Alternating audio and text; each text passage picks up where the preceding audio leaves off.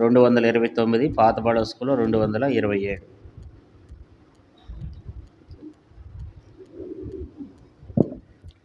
యేసునామం మనోహరం, ఎంతో అతి మధురం, పరమునందైనా ఇహమునందైనా వేరే నామమే లేదు.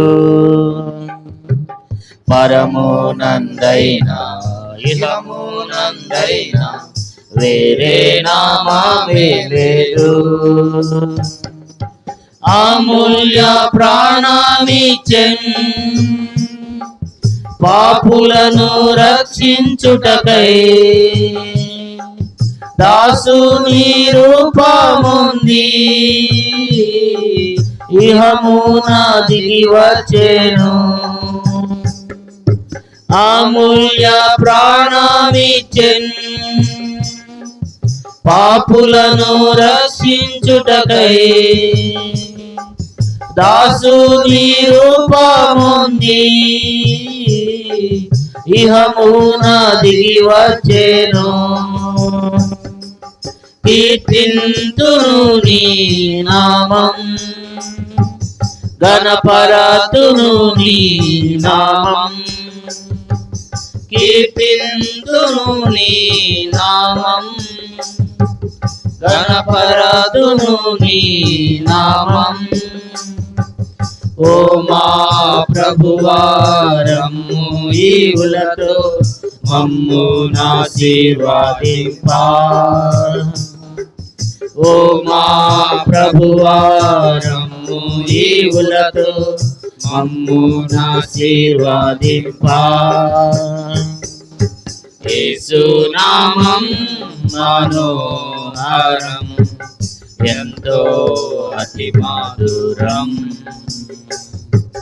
పరమునందైనా ఇహమునందైనా వేరే నామమే లేదు.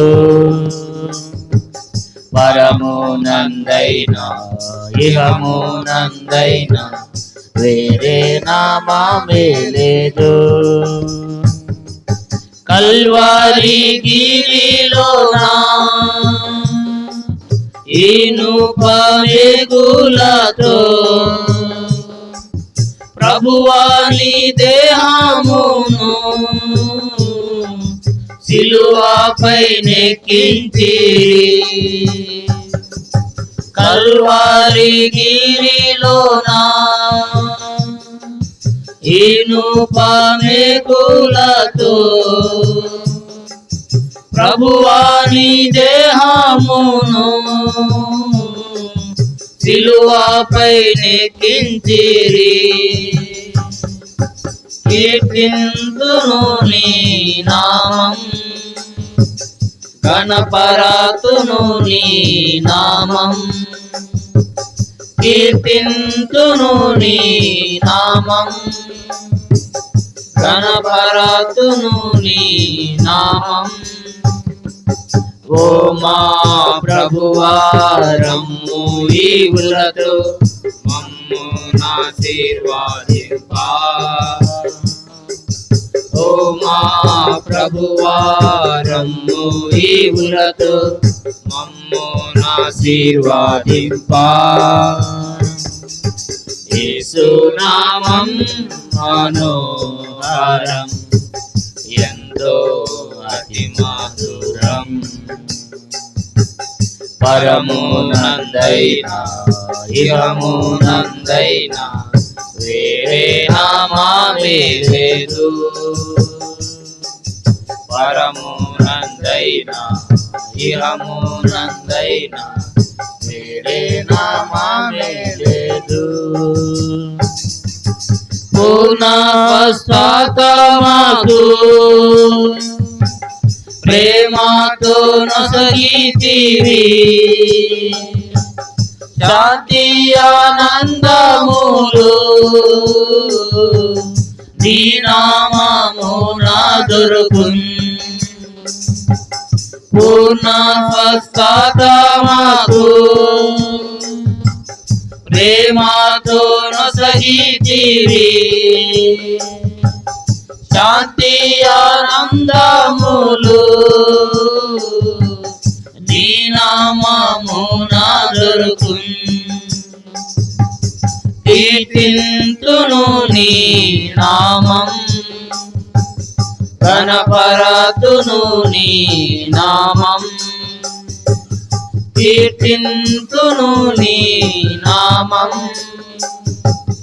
కనపరతును నీ నామం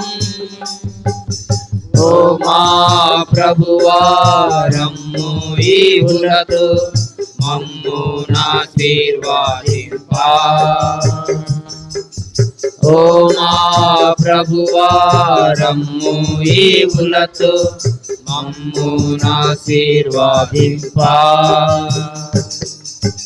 యేసు నామం మనోహరం ఎంతో అతి మాధురం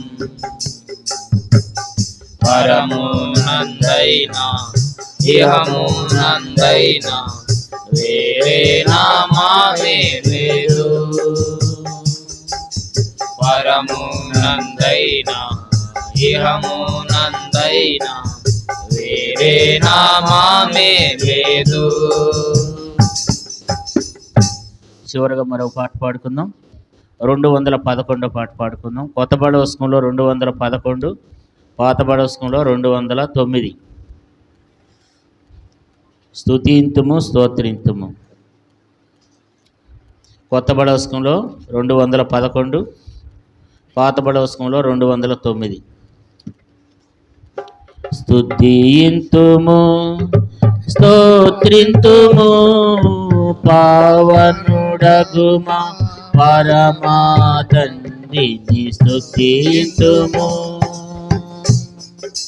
నీ నామము రుజువాయే నీ ప్రజలలో దేవా నీ నామము రుజువాయే నీ ప్రజలలో దేవా వర్ణింపా మాతరమా మహిమా కలిగిన నీ నామమును స్తుతింతుము స్తోత్రింతుము పావనుడగుమా పరమా తండ్రిని స్తుతింతుము మా ప్రభువా మా కొరకై సిలువలో సమచితివి మా ప్రభువా మా కొరకై సిలువలో సమచితివి మాధురక్షణ కొరకై రక్తము కాచిన రక్షకుండ స్తుతింతుము స్తోత్రింతుము పావనుడగుమా పరమా తండ్రిని స్తుతింతుము మా ప్రభువైన యేసుని పరిశుద్ధ ప్రియుని మా ప్రభువైన యేసుని పరిశుద్ధ మా ప్రియుని ప్రియమాగు కాపరులను ప్రియమారా మా కొసగిన తండ్రి స్తుతింతుము స్తోత్రింతుము పావనుడగుమా పరమా తండ్రిని స్తుతింతుము పరిశుద్ధ జనముగా నిర్దోష ప్రజలనుగా పరిశుద్ధ జనముగా నిర్దోష ప్రజలనుగా పరలోక తనయులుగా పరమా కృపతో మార్చిన దేవ స్తుతింతుము స్తోత్రింతుము పావనుడగు మా పరమా తండ్రి స్తుతింతుము సంపూర్ణ జ్ఞానమును పూర్ణ వివేచనమును సంపూర్ణ జ్ఞానమును పూర్ణ వివేచనమును పరిపూర్ణం కలుగా పరిపూర్ణ కృపనిచ్చిన తండ్రి స్తుతింతుము స్తోత్రింతుము పావనుడగు మా పరమా తండ్రి స్తుతింతుము ప్రభు యేసు క్రీస్తులో పరలోక విషయములో ప్రభు యేసు క్రీస్తులో పరలోక విషయములో ప్రతి ఆశీర్వాదములను ప్రభుగా నొసగిన పరమా తండ్రి స్తుతింతుము స్తోత్రింతుము పావనుడగు మా పరమా తండ్రిని స్తుతింతుము ఎల్లరిలో జీవజలం కొల్లాగా పారునట్లు ఎల్లరిలో జీవజలం కొల్లాగా పారునట్లు జీవంలో నీతివి జీవాధిపతి హల్లెలూయా స్తుతింతుము స్తోత్రింతుము పావనుడగు మా పరమా తండ్రి స్తుతింతుము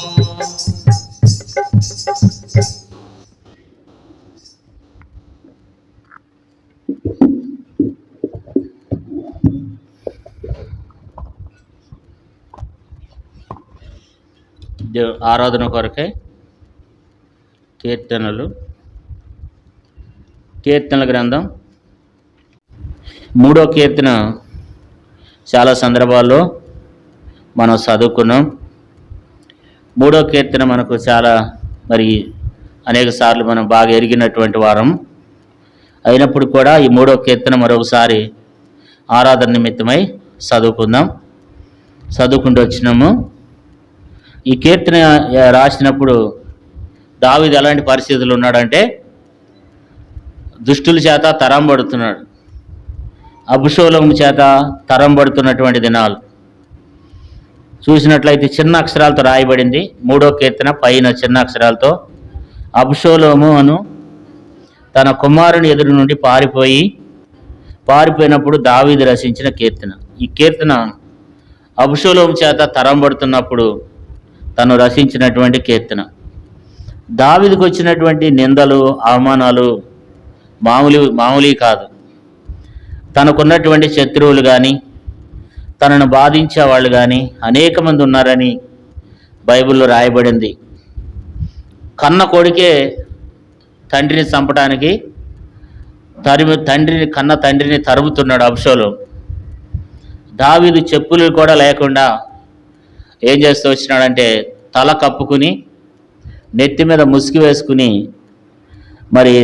ఆ కొడుకు దగ్గర నుంచి పారిపోయి ప్రాణాపాయ పరిస్థితిలో కొండల్లో గుట్టల్లో గృహల్లో దాక్కుంటూ తన ప్రాణాన్ని కాపాడుకుంటున్నటువంటి రోజులు.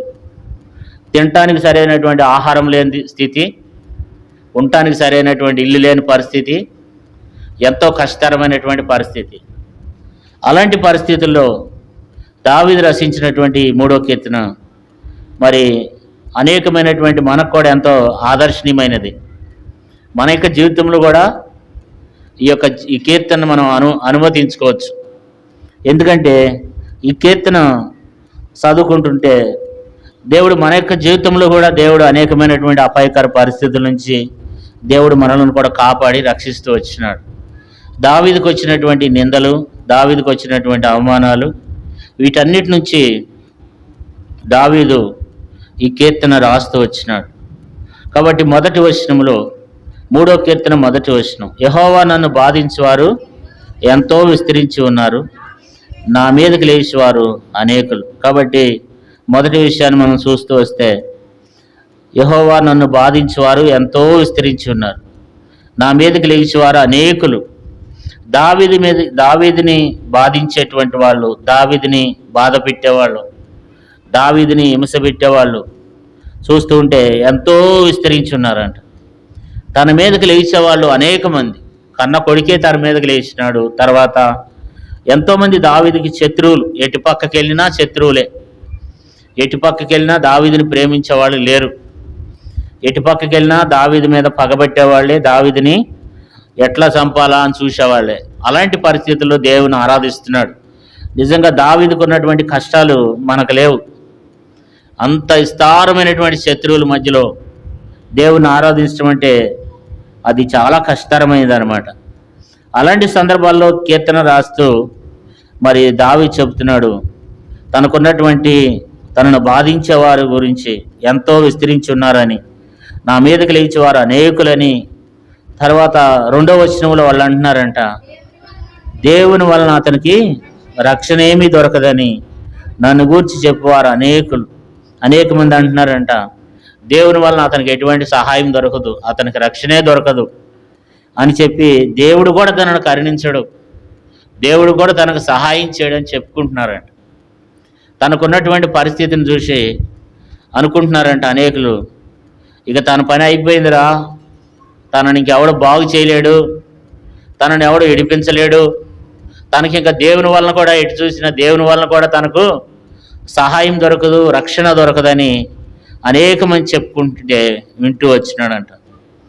కాబట్టి ఈ కీర్తనకారుడు మరి అలాంటి సందర్భాలు గుండా వెళ్తూ వచ్చినాడు. ఎన్నో నిందలు, అవమానాలు, కష్టాల్లో తనను ఎన్నో రకాలుగా తన మీద నిందించేవాళ్ళు, అవమానపరిచేవాళ్ళు, వారి మధ్యలో నుండి మరి ఇక్కడ దేవుని ఆరాధిస్తూ వస్తున్నాడు. ఎన్ని కష్టాలు వచ్చినా, ఎన్ని శ్రమలు వచ్చినా దేవుణ్ణి ఆరాధించకుండా దావీదు ఉండలేదు, దేవునికి ప్రార్థన చేయకుండా ఉండలేదు. దావీదు దేవుని కలిగి ఉన్నాడు. 3వ వచనం చూస్తే, యెహోవా నీవే నాకు కేడెముగాను, నీవే నా అతిశయ స్వదముగాను, నా తల ఎత్తువాడుగా ఉన్నావు. దేవుడు తన తల ఎత్తుతాడంట. చాలామంది ఏమనుకుంటున్నారు, ఇంకా అయిపోయింది. అక్కడ పరిస్థితి చూస్తే తల దించుకునే పరిస్థితి. తల ఏమాత్రం కూడా ఎత్తుకు తిరగడానికి అవకాశం లేదు దావీదుకి. తల దించుకుని తిరుగుతున్నటువంటి పరిస్థితి. అయితే ఏమంటున్నాడంటే, దేవా యెహోవా నీవే నాకు కేడెముగాను, నీవే నాకు అతిశయాస్పదముగాను, నా తల ఎత్తువాడుగాను ఉన్నావు. దేవుడు ఒక దినాన తల ఎత్తుతాడు. చాలా సందర్భాల్లో మనం కూడా కొన్ని పరిస్థితులు ఎట్లా ఉంటాయంటే తల దించుకుని వెళ్ళేటువంటి పరిస్థితులు ఉంటాయి. కొన్నిసార్లు అవమానము, సిగ్గు, బాధ కదా మన పరిస్థితులు. కొన్ని సందర్భాల్లో మనం కూడా అనేక సందర్భాలు వెళ్తూ ఉంటాం అన్నమాట. కొన్నిసార్లు అవమానంతో, కొన్నిసార్లు సిగ్గుతో, ఇబ్బందుల్లో, బాధల్లో, కష్టాల్లో తలదించుకుని వెళ్ళేటువంటి పరిస్థితి. అయితే ఇక్కడ ఏమన్నాడంటే, నీవే నా తల ఎత్తువాడవే ఉన్నావు. దేవుడు నిజంగా ఒక దినాన్ని తన తల ఎత్తినాడు. పరిస్థితులు చూసినట్లయితే ఒక దినం తన పరిస్థితి ఎలాగ ఉందంటే, ఇక్కడ ఉన్నటువంటి పరిస్థితి మొదటి సమయాల గ్రంథం మనందరికి తెలిసిందే. మొదటి సమయాల గ్రంథంలో ఏం చేస్తూ వచ్చినాడంటే, క్షమించండి, 2వ సమయాల గ్రంథం 2వ సమయాలు 2వ సమయాల గ్రంథం 15వ అధ్యాయము 30వ వచనం. 2వ సమయాలు 15:30. అయితే దావీదు ఒలివల చెట్ల కొండ ఎక్కుచు ఏడ్చుచు తల కప్పుకొని పాదరక్ష లేకుండా కాలినడకను వెళ్ళెను. అతని యొద్దనున్న జనులందరూ తలలు కప్పుకుని ఏడ్చుచు కొండ ఎక్కిరి. అంటే తనకున్నటువంటి పరిస్థితి చూడండి. అలాంటి సందర్భాల్లో రాసిన ఈ 3వ కీర్తన అనమాట. కారణం ఏంటంటే అబుషలోము ఏం చేస్తూ వచ్చినాడంట, అహుతోపేలుతో చేరుతూ వచ్చినాడంట. అహుతోపేలు అంటే ఎవరంటే అంత క్రితము దావీదుతో ఉన్నవాడే. కానీ ఇప్పుడు ఈ అహుతోపేలు ఏం చేస్తున్నాడంటే అబుషలోముతో చేరిండంట. అంటే ఈ యొక్క అహుతోపేలు ఎలాంటి వాడంటే బహు భయంకరమైనటువంటి కుట్రదారుడు అనమాట. ఒకప్పుడు దావీదుకు అనుచరుడే, కానీ ఈయన ఇప్పుడు మరలా ఎవరి దగ్గరికి వెళ్ళిపోయినాడంటే అబుషలోము దగ్గరికి వెళ్ళిపోయి అబుషలోముకి చెడు సలహాలు ఇస్తూ దావీదుని హతం చేయాలని, దావీదుని సంహరించాలని, దావీదుకి ఎన్నో రకాలైనటువంటి మరి ఆ యొక్క విరోధంగా కుట్రలు కుతంత్రాలు చేసినాడు అనమాట. అలాంటి పరిస్థితుల్లో దావీదు ప్రార్థన చేస్తూ వచ్చినాడు. 31వ వచనం చూడండి. అంతలో ఒకడు వచ్చి అబుషలోము చేసిన కుట్రలో అహుతోపేలు చేరి ఉన్నాడని దావీదునకు తెలియచేయగా దావీదు యెహోవా అహుతోపేలు యొక్క ఆలోచన చెడగొట్టమని ప్రార్థించను. కాబట్టి తనకున్న పరిస్థితులు ఎలాంటివంటే మరి శత్రువులు తరుముతున్న దినాలు, నా అనుకున్నవాడే శత్రువు పక్షం చేరినాడు, నమ్మినవాడే మోసం చేశాడు, నమ్మినవాడే విరోధంగా కుట్రలు కుతంత్రాలు చేస్తున్నాడు దావీదు మీదకే. అలాంటి పరిస్థితుల్లో దావీదు పారిపోయి తల దించుకుని తల కప్పుకుని పాదరక్షలు లేకుండా మరి కాలు నడకని వెళ్ళిపోతూ వచ్చినాడంట. కొండల మీదకి కాలు నడకని వెళ్ళాలంటే ఎంత బాధో చూడండి. అలాంటి పరిస్థితులు గుండా దావీదు వెళ్ళిపోయి ఎక్కడో ఒక చోట దాక్కున్నటువంటి పరిస్థితుల్లో రాసిన కీర్తన. అయితే అలాంటి సందర్భాల్లో కూడా దావీదు ఎంతో దేవుని ఆరాధిస్తున్నాడు అనమాట. అలాంటి సందర్భాల్లో దేవుని ఎంతో ఆరాధిస్తూ అంటున్నాడు, నువ్వు నా తల ఎత్తువాడు, ఒక దినాన నువ్వు నాకు తల ఎత్తుతావు. కాబట్టి దేవుని బిడ్డలైన మనకు కూడా దేవుడు చెప్పేది ఏంటంటే ఈ రోజున పరిస్థితి చూస్తే లేదా అనేక ఇబ్బందులకరమైన పరిస్థితుల్లో, కష్టాలైనటువంటి ఇబ్బందుల్లో, అనేకమైనటువంటి నష్ట కష్టాల్లో, బాధల్లో, దుఃఖంలో ఉన్నటువంటి నీ యొక్క జీవితంలో కూడా దేవుడు ఏం చేస్తాడంటే ఒక దినాన ఏం చేస్తాడంట, తల ఎత్తుతాడంట. ఒక దినాన తల ఎత్తుకునేటట్టు చేస్తాడంట. ఒక దినాన మరి ఎంతో గౌరవపదంగా చేస్తాడు. కాబట్టి దావీదు యొక్క జీవితంలో కూడా ఎంతోమంది ఎన్నో రకాలుగా చేశారు, కానీ దావీదుని ఎవరు ఏమీ చేయలేకపోతూ వచ్చినారు కదా. నరమాత్రులు నన్నేం చేయగలరు అంటాడు. కాబట్టి దేవుడు మనకు తోడుగా ఉంటే, దేవుడు మనకు ఉంటే మరి ఎంతమంది ఎన్ని రకాలుగా ఎన్ని ప్రయత్నాలు చేసినా ఎవరో కూడా మనలను ఏమీ చేయలేరు. అందుకని దావీదు ఏమంటాడంటే నరమాత్రులు, చూడండి ఒక మాట చదువుకుందాం, 56వ కీర్తన 56వ కీర్తన 1వ వచనం. దేవా నన్ను కరుణించము, మనుషులు నన్ను మింగవలనయ్యన్నారు, దినమెల్ల వారు పోరాడుచు నన్ను బాధించున్నారు, అనేకులు గర్వించి నాతో పోరాడుచున్నారు, దినమెల్లా నా కొరకు పొంచి ఉన్నారు, నన్ను మింగవలనై ఉన్నారు. నాకు భయము సంభవించు దినమున నిన్ను ఆశ్రయించున్నాను. దేవుని బట్టి నేను ఆయన వాక్యమును కీర్తించదను. దేవుని యందు నమ్మిక ఉంచున్నాను, నేను భయపడను. శరీరదారులు నన్నేమి చేయగలరు అంట. కాబట్టి శరీరదారులు నన్నేం చేయగలరు అని చెప్పి మాట్లాడుతూ వస్తున్నాడు. ఎన్నో రకాలైనటువంటి పరిస్థితులు, ఎన్నో రకాలైనటువంటి ఇబ్బందికర పరిస్థితులు గుండా వెళుతూ వచ్చినప్పుడు కీర్తనకారుడు ఏమంటాడంటే శరీరదారులు నన్నేం చేయగలరు, శరీరానుసారైనటువంటి మనుషులు నన్నేం చేయగలరు అని చెప్పి దావీదు సందర్భాలు ఉన్నాయి, అనేకమైనటువంటి సందర్భాలు. కాబట్టి మరి చూడండి 3వ కీర్తన 4వ వచనంలో ఎలుగెత్తి నేను యెహోవాకు మొరపెట్టినప్పుడు ఆయన తన పరిశుద్ధ పర్వతం నుండి నాకు ఉత్తరం ఇచ్చును. 5వ వచనాన్ని అందరూ కలిసి చదువుకుందాం. యెహోవా నాకు ఆధారము, కావున నేను పండుకుని నిద్రపోయి మేలుకొందును. 10,000 మంది దండెత్తి నా మీదకి వచ్చి మోహరించినను నేను భయపడను. ఇక్కడ మనం చూసినట్లయితే దావీదుకు ఉన్నటువంటి ఒకే ఒక ఆధారం ఏంటి? దేవుడే నాకు ఆధారం. మనకు ఒక సామెత ఉంది, ఏ దిక్కు లేని వాడికి దేవుడే దిక్కు కదా. దావీదుకు కూడా దేవుడే ఆధారం. దావీదుకు ఉన్నటువంటి ఒక మంచి లక్ష్యం ఏంటంటే దేవుని మీద ఆధారపడ్డాడు. దేవుడే ఆధారం. ఎప్పటి నుండి ఈ ఆధారం?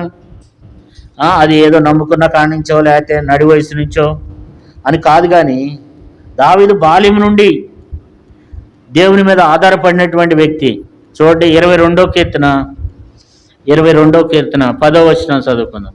22వ కీర్తన 10వ వచనం. గర్భవాసినైనది మొదలుకొని నాకు ఆధారం నీవే, నా తల్లి నన్ను కన్నది మొదలుకొని నా దేవుడవు నీవే. చాలా మనం ఇక్కడ చూస్తే ఎప్పటి నుంచి దావీదుకి ఆధారం దేవుడు? గర్భవాసి అయినది మొదలుకొని, తల్లి గర్భంలో నుండి పుట్టినప్పటి నుండి లేదా తల్లి గర్భం ధరించినప్పటి నుండి దేవుడే ఆధారం కదా. దావీదుకి దేవుడే ఆధారం అంట. యెహోవా నాకు ఆధారం. కాబట్టి చిన్నతనం నుండే, తల్లి గర్భంలో ఉన్నప్పటి నుండే దేవుడు ఆధారం అంట. కాబట్టి తనకు దేవుని అంతగా తను ఆధారం చేసుకున్నాడు అనమాట. ఎంతమంది ఎన్ని రకాలుగా ఉన్నప్పటికీ దేవుడే నాకు ఆధారం, దేవుడే నా కొండ, నా పర్వతం. కాబట్టి దేవుడు నాకు ఆధారంగా ఉన్నాడు. కాబట్టి ఇప్పుడు ఏమంటాడంటే నేను భయపడను అంటాడు. 3వ కీర్తన 4వ వచనంలో యెహోవా నాకు ఆధారము, కావున నేను పండుకొని నిద్రపోయి మేలుకుంది. కాబట్టి ఇక్కడ ఏమంటాడంటే నేను పండుకొని నిద్రపోయి మేలుకుంటా. తన ఇంటి చుట్టూ 10,000 మంది ఉన్నారంట, ఒకళ్ళిద్దరు కాదు, 10,000 మంది ఇంటి చుట్టూ దండెత్తున్నప్పటికి కూడా ఏం చేయలేదంట, భయపడలేదంట కదా. దావీదు నిరీక్షణ చూడండి, దావీదుకు ఉన్నటువంటి ఆధారం చూడండి. నా దేవుడే నాకు ఆధారం. 10,000 మంది ఇంటి చుట్టూ తిరుగుతున్నారు అనుకోండి, మన ఇంటి చుట్టూ ఒక 5-6 తిరిగారు అనుకో రాత్రి అంతా, మనకు నిద్ర పడుతుందా? 10,000 మంది కాదు కదా. ఎక్కడో దొంగలు పడ్డారంటే ఆ రోజంతా మనకు నిద్ర ఉండదు. మనం ఎన్ని రకాలుగా మనం నిద్రపోము. కానీ దావీదు అట్లా కాదంట. చాలామందికి నిద్ర పట్టదు. నిద్ర పట్టపోవడానికి గల చాలా కారణాలు ఉన్నాయి. మనకున్న టెన్షన్లను బట్టి, మనకున్న ఆలోచనలను బట్టి, మనకున్న భయాన్ని బట్టి కూడా మనుషులకు నిద్ర పట్టదు.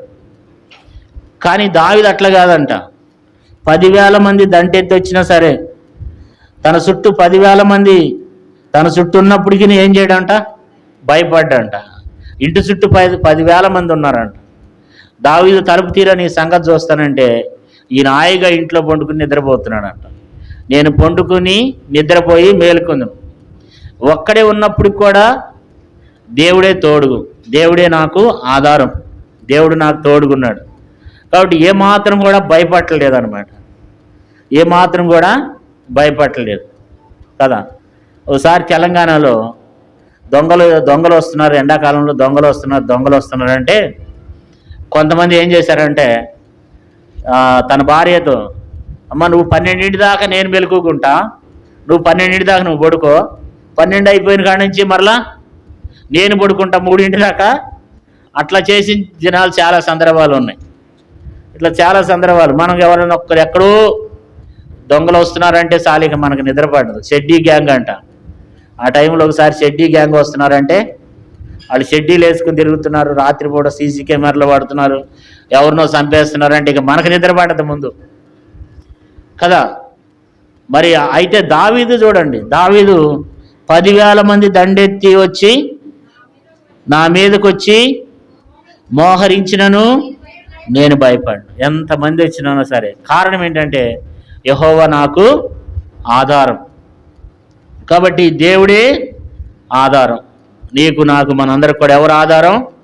దేవుడే ఆధారం. కాబట్టి దేవుడు ఆధారంగా ఉంటే దేవుడు మనలను కాపాడుతుంటాడు.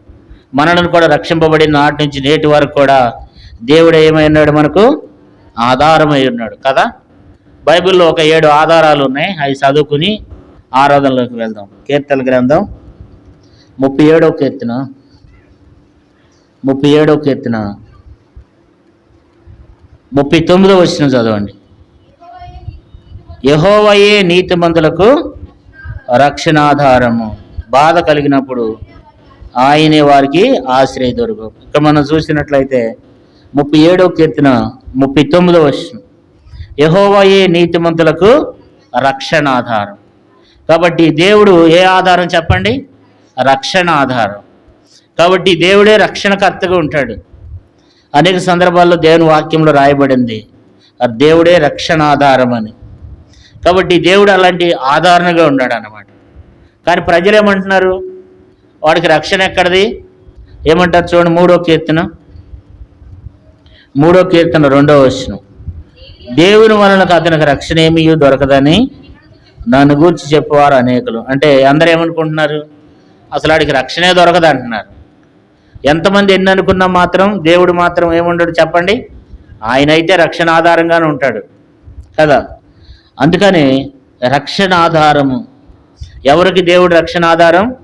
నీతిమంతులకు దేవుడు రక్షణ ఆధారంగా ఉంటాడంట కదా. మరొక ఆధారం 16వ కీర్తన, దేవుని వాక్యంలో చూసినట్లయితే 16వ కీర్తన 2వ వచనం చదవండి. నీవే ప్రభుడవు, నీకంటే నాకు క్షేమాధారం ఏదియో లేదని యెహోవాతో నేను మనవి చేదును. రెండో ఆధారం ఏంటంటే క్షేమాధారం కదా. కాబట్టి క్షేమం కలగజేసే దేవుడు కదా. ఎవరి వలన కూడా తనకు క్షేమం కలగలేదు, కానీ దేవుని వలన ఏం కలుగుద్దంట? క్షేమాధారం. నీవే నాకు క్షేమాధారం కదా. యెషయా గ్రంథం 3వ అధ్యాయము, దేవుని వాక్యంలో నుంచి యెషయా గ్రంథం 3వ అధ్యాయము 1వ వచనం చదవండి. ఆలకించుడి. యెషయా గ్రంథం 3వ అధ్యాయం 1వ వచనం. ఆలకించుడి, ప్రభువును సైన్యములకు అధిపతియగు యెహోవా పోషణమును పోషణాధారమును. సార్లు మనం ఇక్కడ చూస్తే 3వ విషయం ఏంటంటే పోషణ ఆధారం. దేవుడు పోషించేవాడు. చాలాసార్లు నన్ను ఎవరు పోషిస్తారు కదా, చాలాసార్లు మనం అట్లా బాధపడుతుంటాం. ఇంకా కొంతమంది ఏం చేస్తారు? ఇంకా కొంతమంది ముసలోళ్ళు అయితే పింఛన్ లేకపోతే నన్ను ఎవరు పోషిస్తారు, ఒకవేళ గవర్నమెంట్ పింఛన్ ఇవ్వకపోతే నన్ను ఎవరు పోషిస్తారు అంటారు కదా. లేకపోతే రకరకాలుగా మనకున్న పరిస్థితులను బట్టి మనం ఏమనుకుంటాం? మనల్ని ఎవరు పోషిస్తారు అనుకుంటాం. కానీ ఎవరు పోషిస్తారంట? దేవుడు పోషిస్తాడు. యెషయా గ్రంథం 3వ అధ్యాయం 1వ వచనంలో ఏం రాయబడితే వచ్చింది? పోషణ ఆధారం. ఏ ఆధారం అంట? పోషణ ఆధారం కదా. కొన్నిసార్లు మనుషులు సహాయం చేస్తారు, కొన్నిసార్లు మనుషులు సహాయం చేయరు. ఎల్లప్పుడూ మనుషులు సహాయం చేస్తారని అనుకోవద్దు. కానీ దేవుడు మాత్రం ఎల్లప్పుడూ ఏం చేస్తుంటాడు? పోషణ ఆధారం కదా. ఎల్లప్పుడూ దేవుడు ఏమైనాడంట అండి? పోషణ ఆధారం. కాబట్టి దేవుడే మనకు పోషకుడు, పోషణకర్త. ఆయన మనలను పోషించేటువంటి దేవుడు, మనలను రక్షించేటువంటి దేవుడు కదా. కాబట్టి పోషణ ఆధారం దేవుడు. ఈ దినాన ఇంతవరకు కూడా దేవుడు మనల్ని ఎంతో పోషిస్తూ వచ్చినాడు కదా.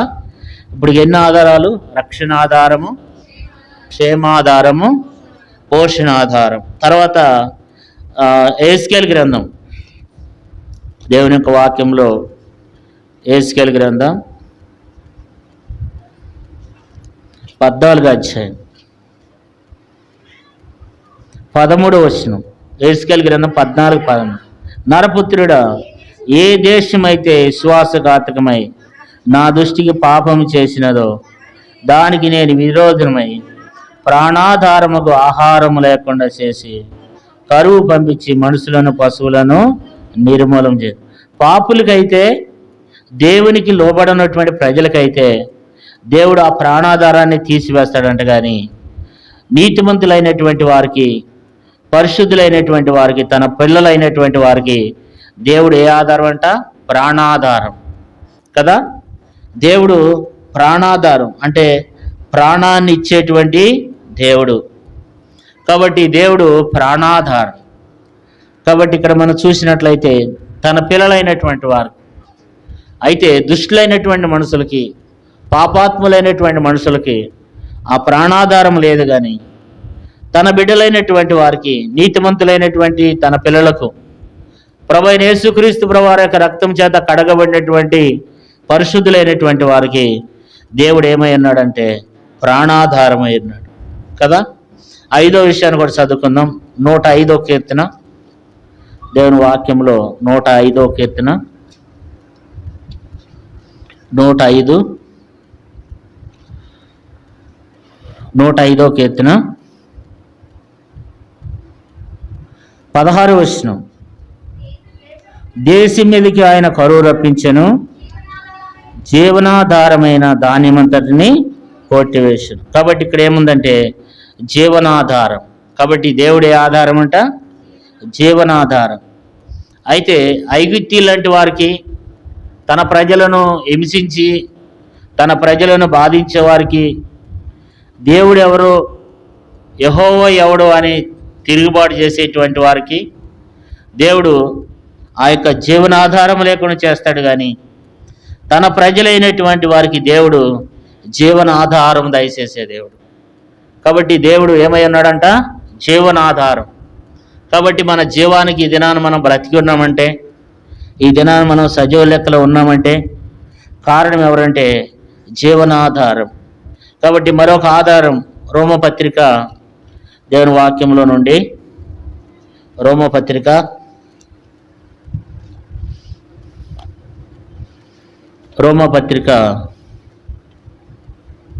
3వ అధ్యాయము 26వ వచనం. క్రీస్తు యేసు రక్తం మందలి విశ్వాసం ద్వారా ఆయనను కరుణాధారముగా బయలుపరచును.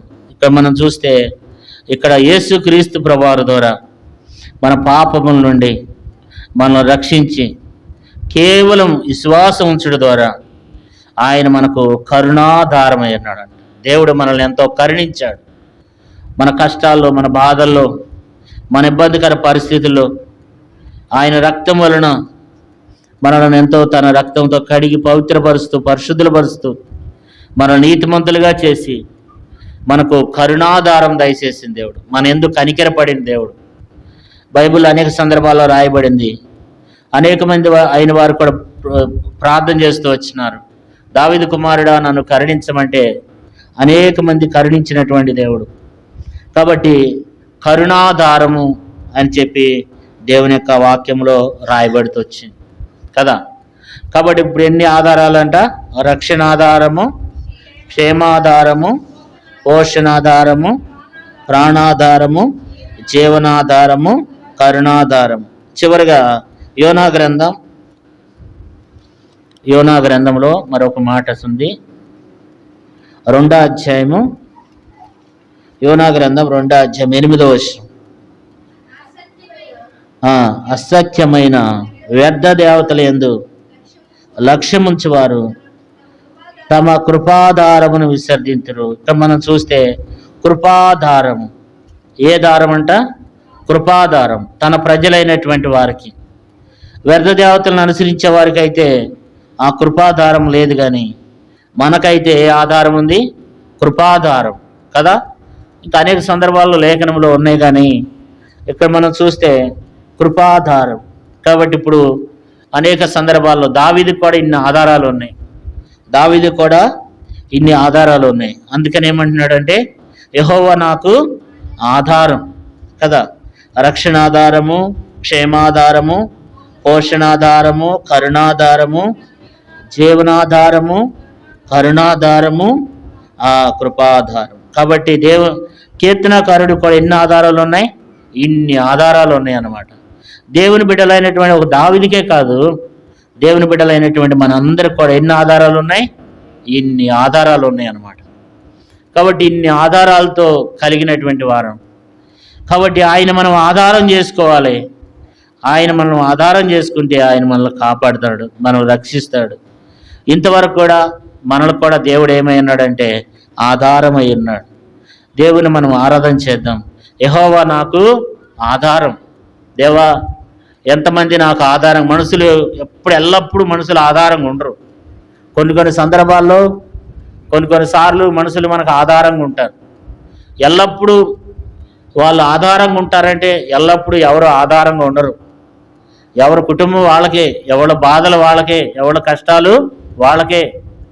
కొన్నిసార్లు ఎవరో మనకు ఆధారంగా ఉంటారు, కానీ ఎల్లప్పుడూ ఆధారంగా ఉండేది ఎవరు చెప్పండి? మనందరికి కూడా దేవుడు ఆధారం. కూర్చున్న నీకు, కూర్చున్న మీ అందరికీ, నిలబడిన నాకు ఎవరు ఆధారం? దేవుడు ఆధారం. ఇంతవరకు కూడా దేవుడు మనకు ఏమై ఉన్నాడు చెప్పండి? ఆధారంగా ఉన్నాడు అనమాట కదా. అందుకని ఈ దినాన్ని మనం సజీవ లెక్కలో సజీవుల సంఖ్యలో ఉన్నాం కదా. కీర్తనకారుడు కూడా అంటాడు, యెహోవా నాకు ఆధారము, కావున నేను పండుకుని నిద్రపోయి మేలుకుందును. 10,000 మంది దండెత్తి నా మీదకి వచ్చి మోహరించినను నేను భయపడను. కాబట్టి ఎంతమంది అయినా వచ్చి మోహరించినా నేను భయపడను. కారణం ఏంటంటే దేవుడు ఆధారంగా ఉన్నాడు, దేవుడు తనను కాపాడుతున్నాడు, కాబట్టి దేవుడు తనను రక్షిస్తూ ఉన్నాడు కదా. కాబట్టి ఏమంటున్నాడు చూడండి 7వ వచనంలో, యెహోవా లెమ్ము, నా దేవా నన్ను రక్షించుము, నా శత్రువులందరినీ దవడ ఎముక మీద కొట్టువాడవు, దుష్టుల పళ్ళు విరగొట్టువాడవు నీవి. తన బిడ్డల ఎడల దేవుడు ఎంతో గొప్ప కార్యాలు చేసేవాడు. శత్రువైన సాతాన్ని మరి నలగొట్టేవాడు, దుష్టుడి కార్యములని లయపరిచేవాడు, దుష్టుల పళ్ళు విరగొట్టేటువంటి వాడు కదా. 8వ వచనం చూడండి, రక్షణ యెహోవాది, నీ ప్రజలందరి మీదకి నీ ఆశీర్వాదం వచ్చిన గాక. కాబట్టి దేవుని బిడ్డలైన నీవునే మనం కూడా దేవుణ్ణి ఆరాధన చేద్దాం. దేవా, ఇంతవరకు నా జీవితంలో నాకు ఆధారంగా ఉన్నావు.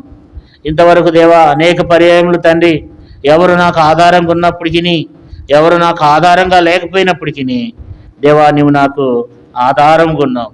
చూడండి, ఒక మాట చదువుకుందాం. సామెతలు 3వ అధ్యాయము 26వ వచనం. సామెతలు 3:26, యెహోవా నీకు ఆధారమగును, నీ కాలు చిక్కబడకున్నట్లు ఆయన నిన్ను కాపాడు కదా. ఇక్కడ మనం ఏం రాయబడింది? 26వ వచనం, సామెతలు 3:26, యెహోవా నీకు ఆధారమగును, నీ కాలు చిక్కబడకున్నట్లు ఆయన నిన్ను కాపాడు. కాబట్టి ఈ వాగ్దానం నాకు 2020వ సంవత్సరంలో కరోనా వచ్చింది. ఆ సంవత్సరం నాకు వాగ్దానం వచ్చిందనమాట. నాకు వాగ్దానం వస్తే మరి కరోనా వచ్చినప్పుడు ఎవరు వస్తారు? ఎవరైనా ఆధారంగా ఉంటారా? ఎవరు ఉండరు. ఫస్ట్ నాకే వచ్చింది మా ఇంట్లో. నేను చర్చిలో ఉన్నా, చర్చిలోనే ఉంటాం. అప్పుడు చర్చిలు లేవు కదా, చర్చిలోనే పడుకోవడం, చర్చిలోనే ఉంటాం. కాబట్టి అనేక మంది ఏం చేశారంటే ఇట్లా చర్చి ముందే బజార్ ఉంటుంది అనమాట. నాకు కరోనా వచ్చిందని తెలిసి ఒక్కడు కూడా ఈ బజార్ నడవట్లేదు, ఈ బజార్ను కూడా ఎవడు నడవట్లే. అప్పుడు అందరికి రాలా, అక్కడక్కడ ఎక్కడెక్కడ వస్తుందన్నమాట. మరి అలాంటి సమయంలో రాత్రిపూట పండుకుంటే నిద్ర పట్టేది కాదు, శ్వాస ఆడేది కాదు. అందరూ అనేవాళ్ళు గవర్నమెంట్ హాస్పిటల్కి తీసుకుపోండి అంటే, గవర్నమెంట్ హాస్పిటల్కి తీసుకెళ్ళిన వాళ్ళు తిరిగి వచ్చేది ఎంతమంది? అందరు తిరిగి వస్తారు గవర్నమెంట్ హాస్పిటల్కి వెళ్తే. నేను ఎప్పుడో ఒకటి కోరుకుంటా, గవర్నమెంట్ హాస్పిటల్కి పోలీస్ స్టేషన్కి ఎప్పుడు వెళ్ళకూడదేమో అనుకుంటా. ఎందుకంటే ఈ రెండింటి చేతుల్లో పడకూడదు మనం. గవర్నమెంట్ హాస్పిటల్, పోలీస్ స్టేషన్ రెండు ఒకటే. గవర్నమెంట్ హాస్పిటల్కి వెళ్ళామంటే సుఖాలతో మళ్ళీ తిరిగిరా మనం. ఆ టైంలో గవర్నమెంట్ హాస్పిటల్కి వెళ్ళిన వాళ్ళు తిరిగి వచ్చేది ఎంతమంది అంటే 100లో 20 మందే. మిగతా 80 మంది ఏమైపోతున్నారు కరోనా టైంలో? కనీసం శవాన్ని కూడా ఇవ్వట్లేదు. నేనన్నా సచ్చినా బతికినా నేను ఇక్కడే ఉంటా, మందిరంలోనే ఉంటా అని చెప్పి శ్వాస ఆడేది కాదు, రాత్రిపూట నిద్ర పట్టేది కాదు. మరి ఇంట్లోకి వెళ్ళి పండుకోవాలంటే ఇంట్లో వాళ్ళు అందరికి అంటుకుంటుందేమోనని. కాబట్టి ఎవరు వచ్చేవాళ్ళు కాదు. అలాంటి సమయంలో ఎవరు? నాకు అప్పుడు ఈ వాక్యమే నాకేమైంది చెప్పండి? ఆధారమైందనమాట. నాకు ఆ సమయంలో ఈ వాగ్దానం నాకు కరోనా టైంలో వచ్చిందనమాట. ఇప్పటికి నా దగ్గర ఉంది అది. యెహోవా నీకు ఆధారమగును, నీ కాలు చిక్కబడకున్నట్లు ఆయన నిన్ను కాపాడు. నాకు ఒకటే నిరీక్షణ ఉండేది, దేవా నువ్వు నన్ను చనిపోకుండా నన్ను కాపాడుతావు, నువ్వు నాకు ఆధారంగా ఉండవు అని చెప్పి ఆ సంవత్సరం అంతా దేవుణ్ణి స్తుతిస్తూ వచ్చినాను అనమాట. అందరికీ అంతే, ఒక్కొక్క సమయంలో ఒక్కొక్క సందర్భంగా దేవుడు మనకేమై ఉంటాడు? ఆధారమై ఉంటాడు కదా. కాబట్టి ఈ ఉదయకాల సమయంలో దేవుణ్ణి ఆరాధన చేద్దాం, దేవుని గణపరుద్దాం. దేవా నాకు ఆధారం నీవే, నన్ను ఇంతవరకు కూడా నా జీవితంలో నువ్వు నాకెంతో ఆధారంగా ఉన్నావు. కట్టుకున్న భర్త కంటే, కట్టుకున్న భార్య కంటే, కనుకున్న పిల్లల కంటే, అన్నదమ్ముల కంటే, అక్క చెల్లెల కంటే, బంధువుల కంటే, రక్త సంబంధికుల కంటే, స్నేహితుల కంటే ఎవరు ఆధారం చెప్పండి? దేవుడే ఆధారం. ఎవరిని ఆధారం చేసుకోవద్దండి. కొన్ని సందర్భాల్లో ఎవరో రారు, వస్తారా? కరోనా టైంలో వచ్చాడు ఎవరన్నా? ఎవరో రారు. అలాంటి సందర్భాల్లో కూడా దేవుడు ఏం కావాలి చెప్పండి? దేవుడు ఆధారం. నీ కష్టాల్లో, నీ బాధల్లో, నీ ఇబ్బందుల్లో, నీ అవసరతల్లో, నీ వ్యాధి బాధల్లో, నీకు ఇబ్బందులు కలిగినప్పుడు, నీకు కష్టం కలిగినప్పుడు, నీకు వ్యాధులు వచ్చినప్పుడు, అనేక కష్టాలు కూడా నువ్వు వెళ్తూ వచ్చినప్పుడు నీకు ఆధారం ఎవరు? దేవుడు. ఈ ఉదయకాల సమయంలో దేవుని ఆరాధన చేద్దాం. యెహోవా నువ్వు నాకేమై ఉన్నావు? ఆధారమై ఉన్నావు. ఇంతవరకు కూడా నా జీవితంలో నువ్వు నాకు ఆధారమై ఉన్నావు. అందుని బట్టి నేను నిన్ను స్తుతిస్తున్నాను. నాకెవరు ఆధారం లేరు, కానీ ఉన్నా అది కొద్ది రోజుల వరకే, కానీ నువ్వైతే నాకు ఎల్లప్పుడు ఏమై ఉన్నావు? నాకు ఆధారంగా ఉన్నావు. కొన్నిసార్లు ఇతరులు కూడా మనకు ఆధారంగా ఉంటారు, అది కూడా దేవుడు ఇచ్చిన కృపే. కొన్నిసార్లు ఎవరు ఆధారం ఉండరు. ఎవరు ఆధారం లేకపోయినా ఎవరు ఉంటారు చెప్పండి? దేవుడు మనకు ఆధారం. కాబట్టి ఈ యొక్క ఉదయకాల సమయంలో దేవుని మనం ఆరాధన చేద్దాం. ఇంతవరకు మా ఆత్మీయ జీవితంలో మాకేమై ఉన్నావు? ఆధారమై ఉన్నావు. ఏ ఆధారం అంట? రక్షణాధారం, తర్వాత క్షేమాధారం, పోషణాధారం, ప్రాణాధారం, జీవాధారం, కరుణాధారం, కృపాధారం. కాబట్టి ఈ రీతిగా దేవుని ఇవన్నీ మనం చెప్పవసరం లేదు కానండి, 2 మాటలతో దేవా ఇంతవరకు నా ఆత్మీయ జీవితంలో, ఇంతవరకు నా జీవితంలో నాకు ఆధారంగా నువ్వు ఉన్నావు. ఈ రీతికి ఇట్టి అనుభవంతో ఈ 2 మాటలతో దేవుని మనం ఆరాధన చేద్దాం. దేవా 3వ కీర్తన ద్వారా నాతో మాట్లాడుతూ వచ్చినావు. యెహోవా నాకు ఆధారమని దావీదు మాట్లాడుతూ వచ్చినాడు. నా జీవితంలో కూడా నువ్వు నాకు ఎంతో ఆధారంగా ఉండి నన్ను ఇంతవరకు కాపాడి నన్ను బ్రతికిస్తూ వచ్చినావు అని దేవుని మనం ఆరాధన చేసి దేవుని స్తుతిద్దాం. మనం లేచి నిలబడి ఒక పాట పాడుకుందాం. ఈ పాట పాడే సమయంలో సండే స్కూల్ పిల్లలు సండే స్కూల్కి వెళ్తారు.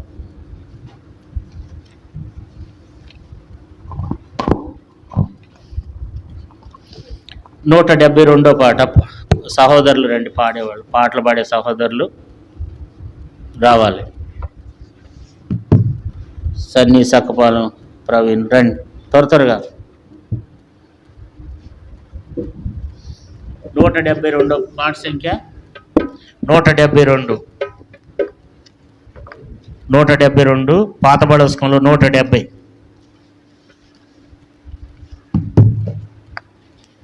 పల్లవి మొదటి చరణం, 2వ చరణం, చివరి చరణం పాడుకుందాం. పాట అంతా పాడటానికి సమయం లేదు. 3 చరణాలు. పల్లవి మొదటి చరణం, 2వ చరణం, చివరి చరణం.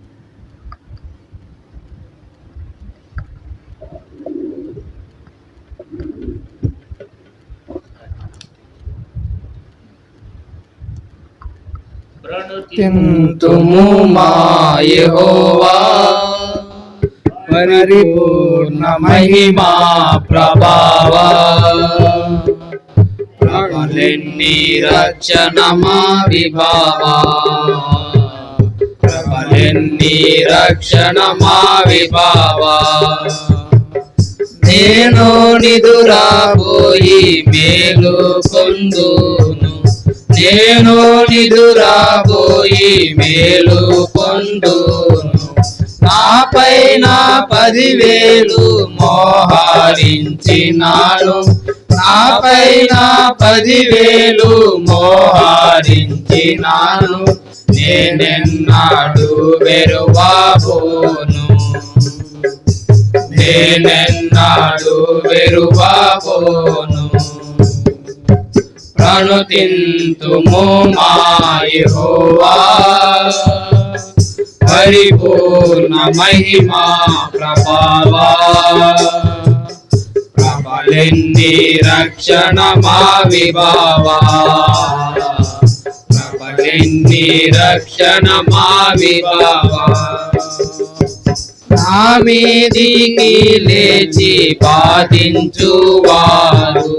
నా మీదికి లేచి బాధించువారు, వానికి రక్షణ లేదాను వారు, వానికి రక్షణ లేదాను వారు. వేలాదిగా నిలిచినారు, వేలాదిగా నిలిచినారు.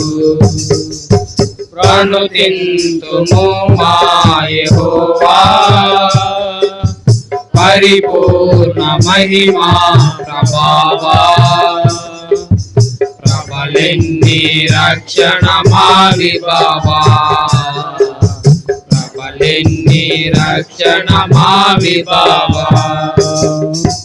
నీ అంద చందాల మోమో మెరిసింది, నీ అంద చందాల మోమో మెరిసింది.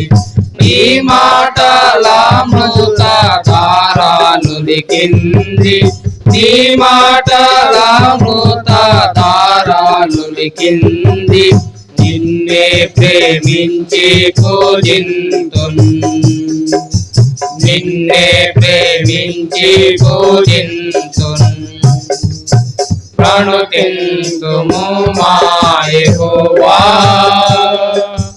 పరిపూర్ణ మహిమా ప్రబలిన్ని రక్షణ మా విభావా ప్రబలిన్ని రక్షణ మా విభావా.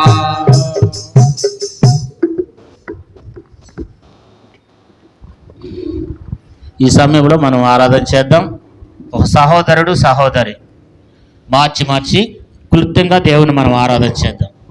దేవా, ఇంతవరకు నాకెంతో ఆధారంగా ఉన్నావు దేవా, అనేక పర్యాయములు ప్రతి విధంగా